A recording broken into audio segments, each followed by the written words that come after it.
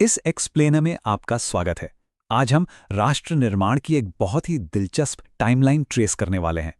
एक ऐसी कहानी जो हमारे देश की आबादी और पुरानी आर्थिक रणनीतियों से शुरू होकर सीधे आज के यानी मई 2026 के लेटेस्ट करंट अफेयर्स तक जाती है। तो चलिए बिना किसी देरी की शुरू करते हैं। हमारे सामने आज चर्चा के लिए मुख्य रूप से 3 पिलर्स हैं। पहला, 2011 की जनगणना के आंकड़े यानी हमारी डेमोग्राफी। दूसरा, हिस्टोरिकल पंचवर्षीय योजनाएं। और तीसरा, मई 2026 के कुछ बेहद अहम और ताज़ा करंट अफेयर्स। तो चलिए पहले पिलर से शुरुआत करते हैं, जनसांख्यिकी। यहां हम 2011 की 15वीं राष्ट्रीय जनगणना के उस विशाल डेटाबेस पर नजर डालेंगे जो किसी भी देश के विकास की असली नींव होता है। अब इसका ऐतिहासिक बैकग्राउंड देखना काफी दिलचस्प है। भारत में पहली जनगणना 1872 में लॉर्ड मेयो के टाइम पर हुई थी। लेकिन अगर हम पहली साइंटिफिक और हर 10 साल में होने वाली जनगणना की बात करें तो वो 1881 में लॉर्ड रिपन के अंडर शुरू हुई थी। यही सिलसिला आगे बढ़ा और 2011 में हमने अपनी 15वीं और आजाद भारत की 7वीं जनगणना पूरी की। इसका मोटो भी बड़ा कमाल का था, हमारी जनगणना हमारा भविष्य, और इसे तत्कालीन कमिश्नर सी चंद्रमौली ने लीड किया था।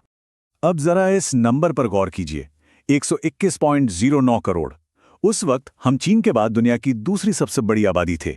और सिर्फ इतना ही नहीं, हमारी 10 साला ग्रोथ रेट भी 17.7% रही। सोचिए, जब भी देश के लिए कोई पॉलिसी बनती है तो इतने बड़े स्केल को ध्यान में रखना कितना क्रूशियल होता है। और ये डेटा तो सच में चौंकाने वाला है। हमारे देश में रीजनल डिफरेंसेस कितने ज्यादा हैं वो इन आंकड़ों से बिल्कुल क्लियर हो जाता है। एक तरफ बिहार है जहां पॉपुलेशन डेंसिटी 1106 लोग प्रति स्क्वायर किलोमीटर है, काफी सघन। और दूसरी तरफ अरुणाचल प्रदेश में ये नंबर सिर्फ 17 है। ग्रोथ रेट में भी मेघालय 27.9% के साथ सबसे आगे रहा, लेकिन नागालैंड इकलौता ऐसा राज्य था जिसने -0.6% की नेगेटिव ग्रोथ दर्ज की। है ना एकदम अलग तस्वीर। अब कुछ अहम सोशल इंडिकेटर्स पर बात करते हैं।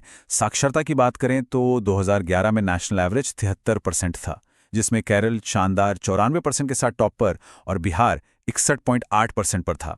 लिंगानुपात यानी सेक्स रेशो में भी केरल ने लीड किया, 1000 पुरुषों पर 1084 महिलाएं, जबकि हरियाणा में यह आंकड़ा सबसे कम 889 रहा। यह साफ दिखाता है कि पूरे देश में विकास का पहिया एक जैसी स्पीड से नहीं घूम रहा था। इस डेमोग्राफिक पिक्चर को पूरा करने के लिए ये फैक्ट्स जानना भी जरूरी है। अगर प्रतिशत में देखें तो सबसे ज्यादा ग्रामीण आबादी हिमाचल प्रदेश में थी और सबसे ज्यादा शहरी आबादी गोवा में। लेकिन नंबर्स यानी कुल संख्या की बात करें तो सबसे ज्यादा शहरी लोग महाराष्ट्र में रिकॉर्ड किए गए। इसी तरह सबसे ज्यादा एससी पॉपुलेशन उत्तर प्रदेश में और एसटी पॉपुलेशन मध्य प्रदेश में थी।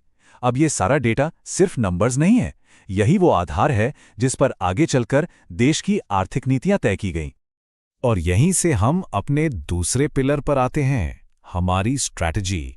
पॉपुलेशन से सीधे इकोनॉमी की तरफ चलते हैं और ऐतिहासिक पंचवर्षीय योजनाओं पर एक नजर डालते हैं। शुरुआती योजनाएं असल में देश का बेस तैयार कर रही थीं। 1951 से शुरू हुई पहली योजना हैरोल्ड डोमर मॉडल पर थी, जिसका पूरा फोकस एग्रीकल्चर पर था। लेकिन दूसरी योजना में गियर बदला गया।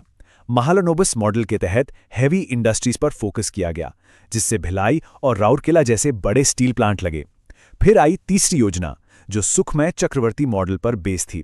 हालांकि अनफॉर्चुनेटली उस वक्त के युद्धों की वजह से ये योजना अपने टारगेट्स अचीव करने में काफी स्ट्रगल करती रही। फिर एक बहुत ही टर्बुलेंट फेज आया जहां से एक बेहद पावरफुल नारा निकला, गरीबी हटाओ। डीपी धर मॉडल पर बेस्ड 5वीं पंचवर्षीय योजना का यही प्राइमरी मैंडेट था। एक और खास बात, ये इकलौती ऐसी योजना थी जिसे अपने निर्धारित टाइम से 1 साल पहले ही 1978 में खत्म कर दिया गया था। वैसे हमेशा सब कुछ प्लान के हिसाब से नहीं चला। इन गैप्स या योजनावकाश को समझना बहुत जरूरी है। 1966 से 1969 के बीच जब ब्रेक लगा, उसी दौरान देश में हरित क्रांति या ग्रीन रेवोल्यूशन की शुरुआत हुई। 1978 से 80 के बीच गुन्नार मॉडल फ्रेमवर्क वाला रोलिंग प्लान लाया गया और फिर 1990 से 92 का वो क्रूशियल ब्रेक, जिसने 1991 के ऐतिहासिक एलपीजी रिफॉर्म्स यानी लिबरलाइजेशन, प्राइवेटाइजेशन और ग्लोबलाइजेशन को जन्म दिया। इसने हमारी इकोनॉमी की पूरी तस्वीर ही बदल दी। और फिर शुरू हुआ नए दौर का इकोनॉमिक प्लानिंग। 8वीं योजना में फोकस ह्यूमन रिसोर्स और पंचायती राज पर रहा और हम WTO में भी गए। 10वीं योजना ने हमें नरेगा जैसी रोजगार गारंटी दी। 11वीं योजना का तो रिकॉर्ड ही शानदार रहा। 8% की ग्रोथ रेट और राइट टू एजुकेशन एक्ट लागू हुआ। आखिर में आए 12वीं योजना, जिसका टारगेट था रैपिड, सस्टेनेबल और इंक्लूसिव डेवलपमेंट। इन योजनाओं ने ही आज के मॉडर्न इंडिया का बेस तैयार किया है। तो चलिए दशकों की इन प्लानिंग और डेमोग्राफिक शिफ्ट्स के बाद अब सीधे जंप करते हैं अपने तीसरे पिलर पर। बात करते हैं आज की, यानी मई 2026 के कुछ बेहद इंपॉर्टेंट करंट अफेयर्स की। ये रीसेंट रिपोर्ट्स हमें एकदम क्लियर पिक्चर देती हैं कि आज देश अलग अलग फ्रंट्स पर कहाँ खड़ा है। वर्ल्ड प्रेस फ्रीडम इंडेक्स में भारत 157वीं रैंक पर है। वहीं गवर्नेंस के मामले में त्रिपुरा ने पंचायत उन्नति इंडेक्स में टॉप रैंक हासिल की है, जो काफी शानदार है। ट्रेड और इंटेलेक्चुअल प्रॉपर्टी राइट्स के मोर्चे पर बात करें तो भारत अभी भी यूएसटीआर की स्पेशल 301 प्रायोरिटी वॉच लिस्ट में बना हुआ है।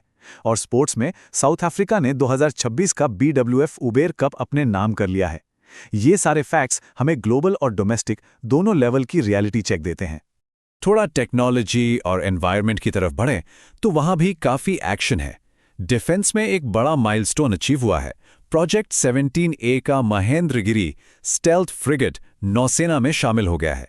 साथ ही DRDO ने ओडिशा में नेवल एंटी शिप मिसाइल का कामयाब टेस्ट भी कर लिया है।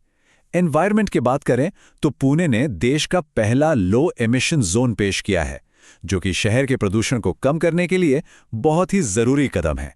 और हां, एक ग्लोबल फैक्ट भी है, फिनलैंड ने दुनिया का पहला न्यूक्लियर वेस्ट वॉल तैयार कर लिया है। अब जरा इन दो एकदम अलग अलग डेवलपमेंट्स को देखिए। एक तरफ कड़ा लॉ एनफोर्समेंट है। एनसीबी ने ऑपरेशन व्हाइट स्ट्राइक के तहत मुंबई में एक बहुत बड़े कोकीन सिंडिकेट का भंडाफोड़ किया। और ठीक इसी दौरान स्पेस सेक्टर से एक शानदार खबर आई। स्काईरूट देश का एक leading private space technology unicorn बन गया है। मतलब एक तरफ हम ग्राउंड पर सिक्योरिटी टाइट कर रहे हैं और दूसरी तरफ कमर्शियल स्पेस फ्लाइट के नए युग में भी कदम रख रहे हैं। तो इस एक्सप्लेनर को समेटते हुए एक बहुत ही बड़ा सवाल हमारे सामने आता है। हमने देखा कि 2011 में हमारी डेमोग्राफी कितनी विशाल और विविध थी और उसे संभालने के लिए कैसे दशकों तक पंचवर्षीय योजनाएं बनाई गईं। अब सवाल यह है कि ये ऐतिहासिक डेटा और पुराने इकोनॉमिक ब्लूप्रिंट्स आने वाले कल की घटनाओं को कैसे शेप करेंगे। हम आज जहां खड़े हैं, क्या ये नीतियां आगे भी इसी तरह हमारी लगातार प्रगति का रास्ता तय करेंगी? ये वाकई में सोचने वाली बात है। आज के इस एक्सप्लेनर में हमारे साथ जुड़ने के लिए आपका बहुत बहुत शुक्रिया।